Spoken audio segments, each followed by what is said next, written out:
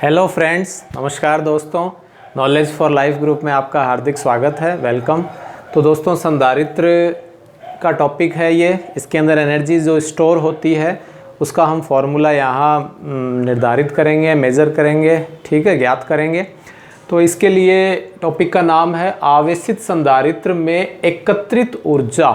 Energy जो store होती है, energy stored in charged capacitor, energy stored in charged capacitor. तो दोस्तों, सिंपल सी इसकी डेफिनेशन है कि संधारित्र की जो दो प्लेटें हैं, ठीक है, कैपेसिटर की, उसमें से जो दो प्लेटों में दोनों की दोनों प्लेटें एक आवेशित करते हैं, दूसरी प्रेरण की क्रिया के द्वारा आवेशित हो, तो उस दोनों प्लेटों के अंदर जो आवेशों के द्वारा किया गया कार्य है, जो बैटरी एक्सटर्नल फोर्स लगाती है, वह एक्सटर्नल वर्क डन करती है, तो उसके द्वारा आवेश जब कार्य करते हैं, आवेश विस्थापित होकर जो कार्य करते हैं, वही कार्य किस रूप में स्टोर हो रहा है दोस्तों?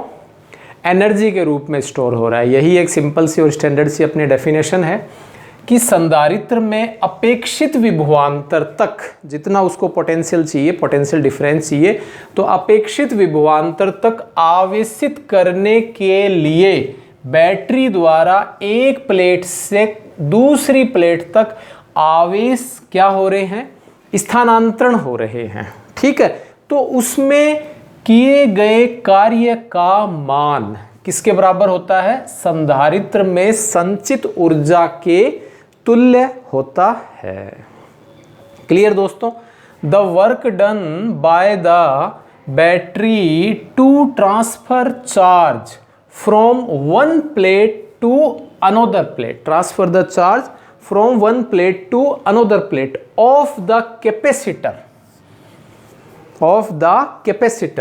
to charge it up to desirable potential या up to desirable potential difference, up to desirable potential difference is equal to energy stored in capacitor। ठीक है, आप दो रोटी की आपकी कैपेसिटी है, तो आपको दो रोटी खिलाएंगे, चार खिलाएंगे तो आप क्या करोगे? वोमिटिंग कर दोगे, है ना। तो जितना इसको डिज़ायर कैपेसिटर की जो कैपेसिटी है उसके अनुसार जितना उसको पोटेंशियल डिफरेंस चाहिए, जितना पोटेंशियल चाहिए, उसी के अकॉर्डिंग। तो सिंपल सी डेफिनेशन है, हो गई होगी। एक प्लेट से दूसरी प्लेट तक क्या होगा? आवेशों के द्वारा किया गया कार्य जितना उसको अपेक्षित डिज़ायरेबल पोटेंशियल डिफरेंस जो चाहिए, वही क्या कहलाता है दोस्तों? आवेशित संधारित्र या संधारित्र में एकत्रित ऊर्जा कहलाती है। तो क्लियर हो गया होगा। संधारित्र को अपेक्षित विभवांतर आवेशित करना है और बैटरी के द्वारा एक प्लेट से दूसरी प्लेट पर आवेश स्थानांतरित हो रहे हैं। तो स्थानांतरित होने पर जो किया गया कार्य है, उस कार्य करने की जो एफिशिएंसी है, जो क्षमता है, उसे ही हम क्या कहते हैं दोस्तों? संचित ऊर्जा कहते हैं। ठीक है, ये इसकी इंग्लिश आपके डेफिनेशन हो गई। आप इसमें और थोड़ा बहुत अपने अकॉर्डिंग कर सकते हैं। तो सिंपल सा इसका एक्चुअली कोई डायग्राम तो नहीं है दोस्तों, लेकिन वैसे आपको समझाने के लिए मैं बताऊं कि ये वाली जो प्लेट है, एक प्लेट हमने इसको बैटरी के प्लस से जोड़ दिया तो धनावेशित हो गई, और यहाँ से दोस्तों यूँ इस तरह से इलेक्ट्रिक फील्ड प्रोड्यूस होता है, क्योंकि ड्यू टू द इंडक्शन इधर वाली जो प्लेट है वो सारी की सारी नेगेटिव हो गई।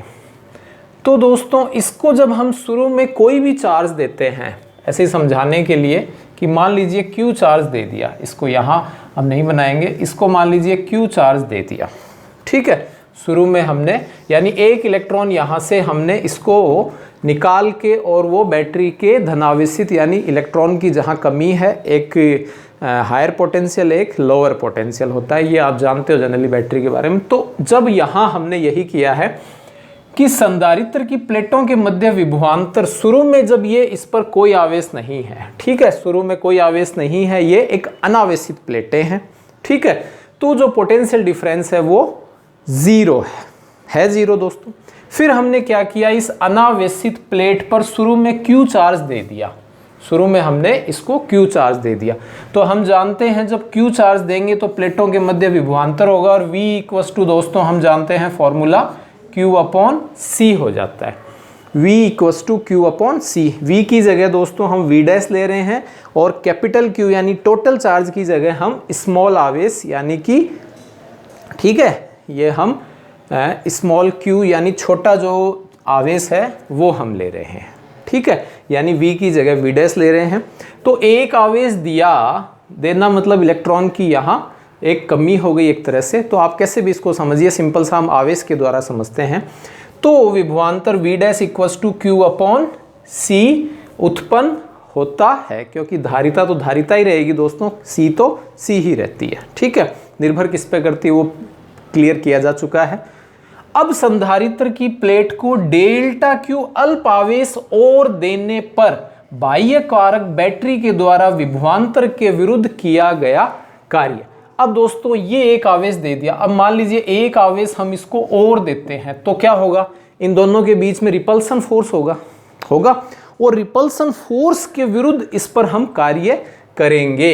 ये पीछे भी क्लियर किया जा चुका है। दो आवेशों के लिए स्थितिज ऊर्जा का निर्धारण भी हम इसी तरह से करते थे।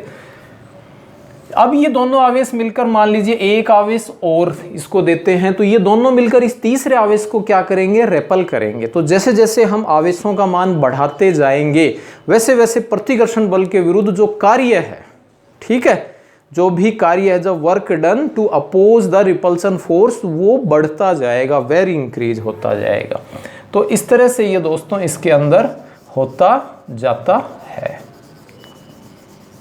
क्लियर? तो यहां हम इसको यूं ले लेते हैं कि दोस्तों यहां ये डेल क्यू जो चार्ज है वो नेगेटिव चार्ज है। कौन सा चार्ज है दोस्तों? नेगेटिव चार्ज है, ठीक है। ये जो आपको दिखाई दे रहा है दोस्तों, ये एक हम डी क्यू जो चार्ज है, ये एक नेगेटिव चार्ज हम यहाँ ले लेते हैं। क्यों? क्योंकि इस नेगेटिव चार्ज को, क्योंकि यहाँ पॉजिटिव इट मीन इलेक्ट्रॉनों की यहाँ कमी हो रही है एक तरह से, ठीक है।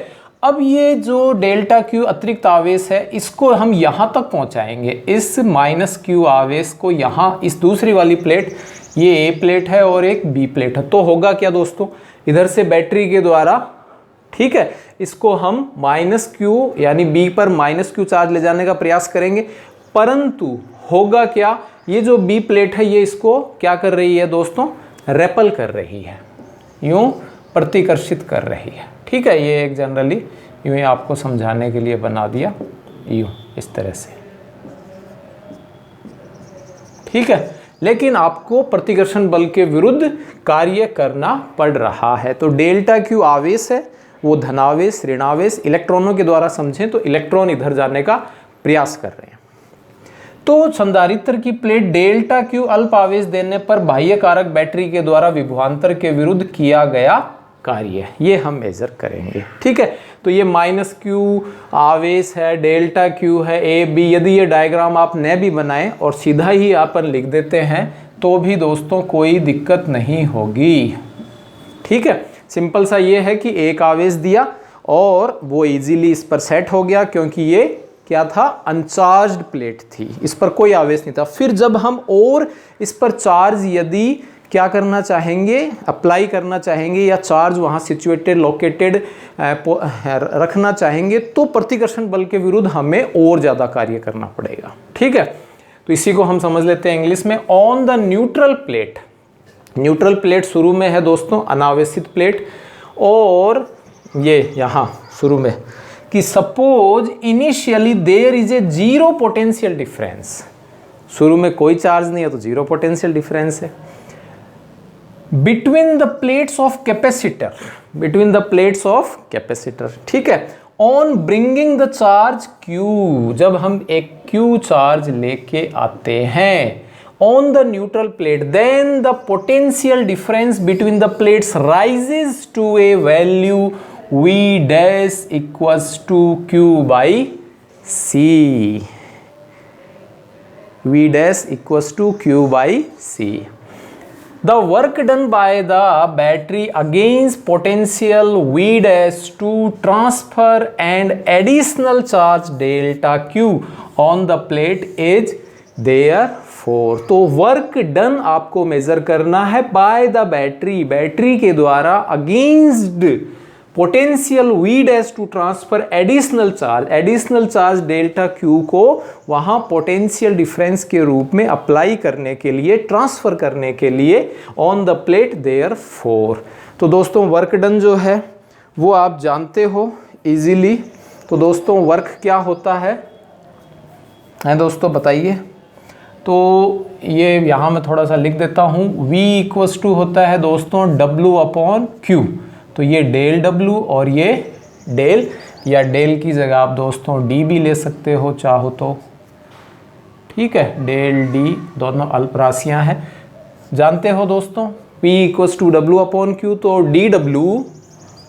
dW हो जाएगा दोस्तों V into DQ, V into DQ। अब दोस्तों ये जो V है, ये V की जगह क्या ले रहे हैं हम, V डैश, ये रहा V डैश, ठीक है दोस्तों। तो क्या आया, V डैश की वैल्यू रख लीजिए Q by C into DQ, okay. dW V dash into DQ, क्योंकि dW V और ये V डैश हो जाएगा। ये आप लिखना चाहो तो लिख लीजिए, अंडरस्टूड है, मैंने केवल आपको समझाने के लिए। जो भी ब्रैकेट में चीज़ें लेते हैं दोस्तों वो केवल और केवल आपको समझाने के लिए है। आप लिखें तो ठीक है, नहीं लिखें तो आपकी मर्जी। तो DQ V डैश इंटू ये वैल्यू यहाँ रख दी। अब हम क्या करें दोस्तों, अभी केवल एक आवेश लेके आए। इसी तरह से हम DQ टोटल आवेश लेना चाहें और टोटल आवेश कैपिटल Q के इक्वल हो, therefore the total work done by the battery, total work done by the battery to raise the charge on the plate to maximum value Q। तो इसके लिए दोस्तों क्या हो जाएगा कि इसके लिए दोस्तों हम क्या कर देंगे, आप जानते हो, हम सिंपल सा समाकलन कर देंगे। और समाकलन करने पर आपके पास जो टोटल वर्क डन है, कुल किया गया कार्य है, और वही किया गया कार्य क्या कहलाएगा दोस्तों, विद्युत स्थितिज ऊर्जा के रूप में संचित हो जाता है, ठीक है दोस्तों। तो ये आ गया संधारित्र को Q आवेश, यानी क्या है Q दोस्तों, अधिकतम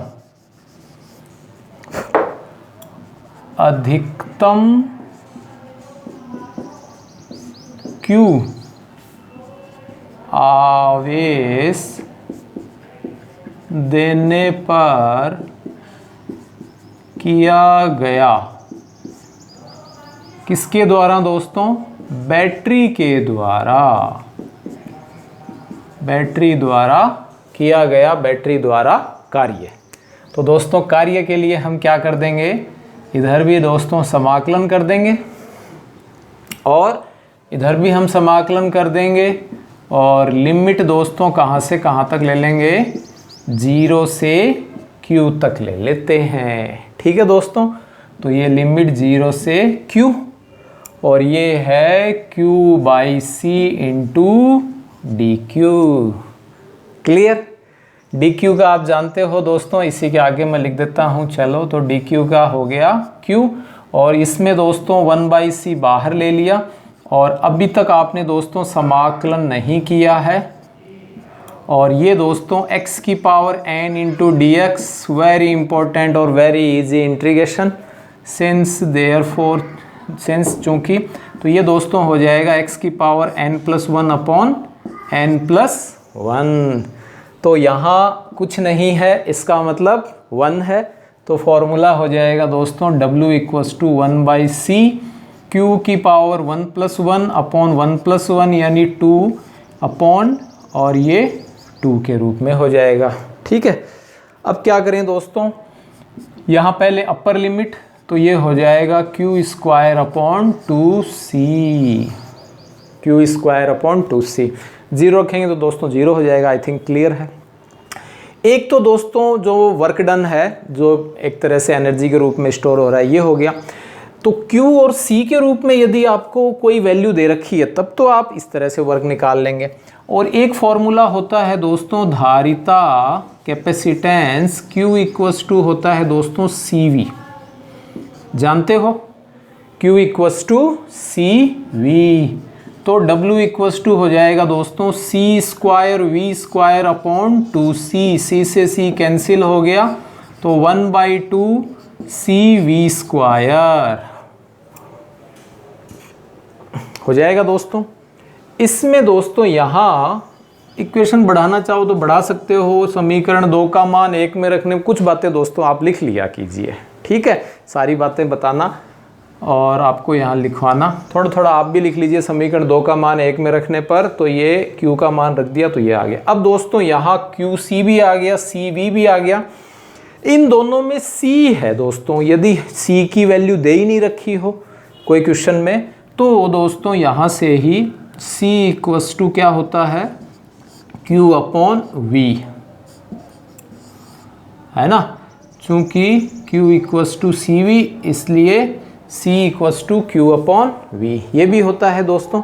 ये तो आवेश का फॉर्मूला हो गया, तो यहाँ आप लिख सकते हो आवेश चार्ज, और ये हो जाएगा दोस्तों धारिता, ठीक है।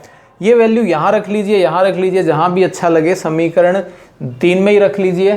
तो ये हो गया दोस्तों C नहीं W इक्वस टू हो गया दोस्तों QV square upon 2 into V से V कैंसिल हो गया तो ये आ गया QV अपॉन 2, 1/2 QV हो गया दोस्तों, Q अपॉन V ये आ जाएगा।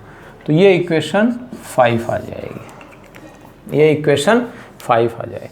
तो आप दोस्तों इस तरह से क्या देख रहे हो कि जो वर्क डन है इक्वेशन, और यही वर्क डन एनर्जी के रूप में स्टोर हो रहा है। This work done stored in energy of capacitor. Okay, this work done store in energy of, यह किया गया कार्य संधारित्र के ऊर्जा के रूप में संचित होता है, ठीक है, ये आप लिख लेना। तो दोस्तों तो समीकरण कौन कौन सा है दोस्तों, 1, 3 और 5 से, समीकरण 1, 3 व 5 से, फ्रॉम द इक्वेशन 1, 3 एंड 5। तो दोस्तों आंसर आ जाएगा U equals to Q square upon 2C CV square by 2 and QV by 2।